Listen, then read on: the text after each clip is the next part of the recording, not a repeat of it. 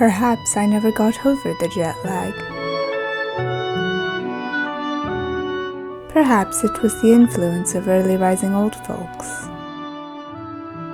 Perhaps it was simply because the sun rises at 5, and I am perpetually tricked into thinking it is far later than it is.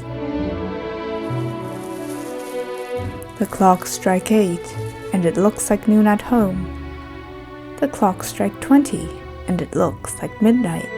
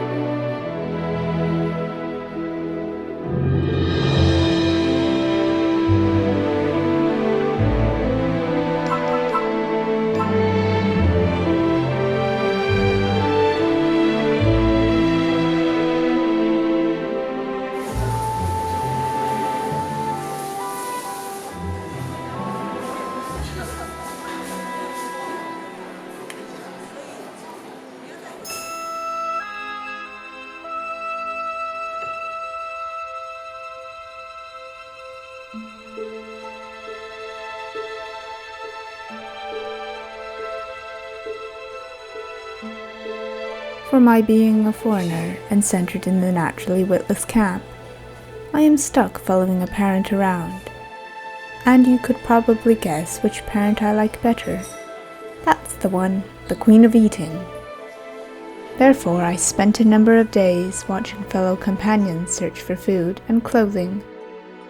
You wake to eat and buy things, and you go back to sleep. It made me devilishly hungry.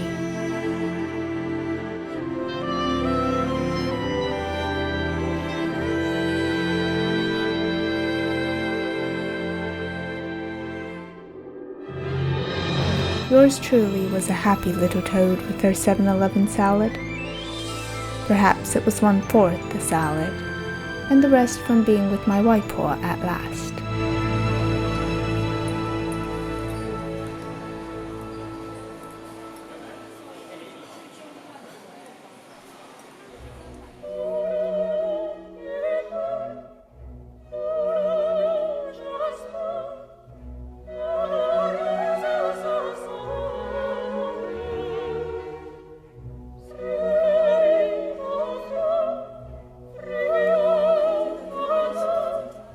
Shopping with friends as a group of young people is certainly one aesthetic. Shopping with your mother and grandmother is another. It's quite lovely being called Mei Mei with that Taiwanese lilt instead of Mei Mei, as in proper Mandarin. And the older sales ladies called Granjie, and they gabble in Hokkien. And sometimes they won't scam you as much.